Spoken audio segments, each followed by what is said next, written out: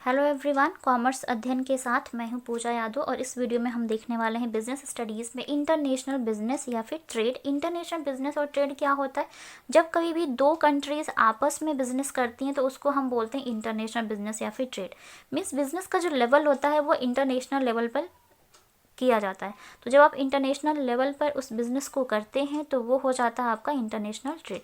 अब इस international business को सक्सेसफुल करने में कुछ ऑर्गेनाइजेशंस होती हैं जो कि एक सपोर्ट सिस्टम का काम करती हैं, हेल्प प्रोवाइड करती हैं किनको, उन कंट्रीज़ को जो कंट्रीज़ आपस में बिजनेस करना चाहती हैं।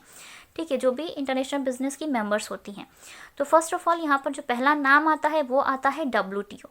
WTO का फुल फॉर्म है world trade organisation. World trade organisation का काम क्या होता है? चीज़ों को अच्छे से ऑर्गेनाइज करना ताकि जो भी कंट्रीज़ है वो आपस में बिजनेस कर सके। और अगर कोई कॉन्फ्लिक्ट क्रिएट होता है, कॉन्फ्लिक्ट मीन्स कोई प्रॉब्लम क्रिएट होती है उन दो कंट्रीज़ के बीच में जो बिजनेस कर रही हैं, तो उनको उस प्रॉब्लम को दूर करने के लिए वर्ल्ड ट्रेड ऑर्गेनाइजेशन क्या करता है? हेल्प करता है। ये ऐसा ही है जैसा कि आप स्कूल में हैं और आपके क्लासमेट के साथ आपकी लड़ाई या झगड़ा हो गया है, तो अगर आपका टीचर उसको सॉल्व नहीं कर पाता है तो आप कहाँ जाते हैं? हेड ऑफ डिपार्टमेंट के पास जाते हैं, जो भी स्कूल के हेड होते हैं उनके पास जाते हैं, तो वो प्रॉब्लम सॉल्व करते हैं। ठीक है, तो वहाँ तो बात हो गई स्कूल की। स्कूल की प्रॉब्लम है तो कौन सॉल्व करेगा? जो स्कूल का हेड ऑफिस है वो सॉल्व करेगा। अगर हम बात करते हैं वर्ल्ड ट्रेड ऑर्गेनाइजेशन की, तो जब कभी भी जो भी वर्ल्ड में जितनी भी कंट्रीज़ हैं आपस में बिजनेस कर रही हैं और उनके बीच में कोई प्रॉब्लम क्रिएट होती है तो उस प्रॉब्लम को कौन दूर करता है? वर्ल्ड ट्रेड ऑर्गेनाइजेशन दूर करता है।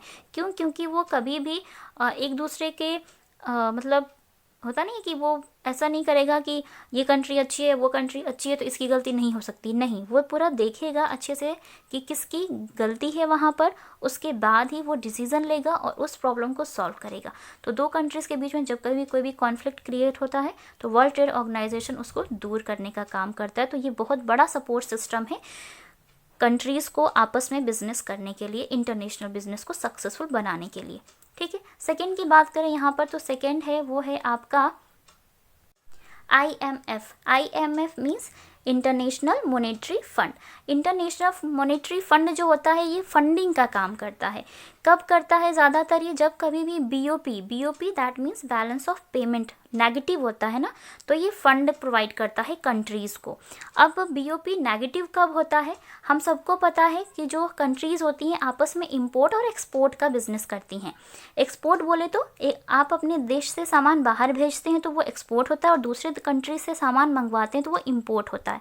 ठीक है, जब कभी भी हमारा जो एक्सपोर्ट है वो कम हो जाता है, एक्सपोर्ट प्रोडक्ट का जो एक्सपोर्ट है वो कम होगा, मीन्स कम प्रोडक्ट आप कंट्रीज़ को दे रहे हैं दूसरी कंट्रीज़ को, और उन कंट्रीज़ से इंपोर्ट ज़्यादा कर रहे हैं, सामान ज़्यादा मंगवा रहे हैं। एक्सपोर्ट कम है तो क्या होगी? आपकी BOP माइनस होगी। एक्सपोर्ट ज़्यादा है तो BOP प्लस में होती है। तो जब कभी भी हमारा बैलेंस ऑफ पेमेंट नेगेटिव जाता है तो उस केस में इंटरनेशनल मॉनेटरी फंड जो है वो हेल्प करता है उन कंट्रीज़ की जिनका बैलेंस ऑफ पेमेंट माइनस है, नेगेटिव है, अनफेवरेबल है। ठीक है, उन कंट्रीज़ को हेल्प प्रोवाइड करेगा, फंड देगा, ये चीज़ें हो जाती हैं। ठीक है, अब बैलेंस ऑफ पेमेंट प्लस में कब होगा? फेवरेबल कब होगा? जब एक्सपोर्ट ज़्यादा होगा, इंपोर्ट कम होगा। ठीक है, अगर एक्सपोर्ट कम है, इंपोर्ट ज़्यादा है तो BOP माइनस होती है। ये बात ध्यान रखिएगा, मुझे ये बात आपको अच्छे से क्लियर करनी थी। इस वीडियो में हम इन पॉइंट्स को अच्छे से समझ लेते हैं ताकि कुछ भी नया ना लगे जब मैं आपको डिटेल में चीज़ों को बताऊंगी कि क्या होता है, कैसे इस्टेब्लिश हुई, क्या इनकी अपनी हिस्ट्री रही है, कितनी कंट्रीज़ हैं, किनका क्या रोल होता है, क्या इंपॉर्टेंस होता है इंटरनेशनल बिजनेस का, तो आपको कुछ भी नया नहीं लगेगा। तो ये कुछ ऑर्गेनाइजेशन है जिनका जानना बहुत ज़रूरी था आपको। सो फर्स्ट है WTO, सेकेंड IMF, अब थर्ड की बात करते हैं IBRD या फिर वर्ल्ड बैंक, जिसको आप बोलते हैं सिंपल लैंग्वेज में वर्ल्ड बैंक। तो IBRD का फुल फॉर्म है international bank of reconstruction and development bank, जिसे हम वर्ल्ड बैंक भी बोलते हैं। अब वर्ल्ड बैंक क्या करता है? वर्ल्ड बैंक भी फंड प्रोवाइड करता है, लोन प्रोवाइड करता है किनको?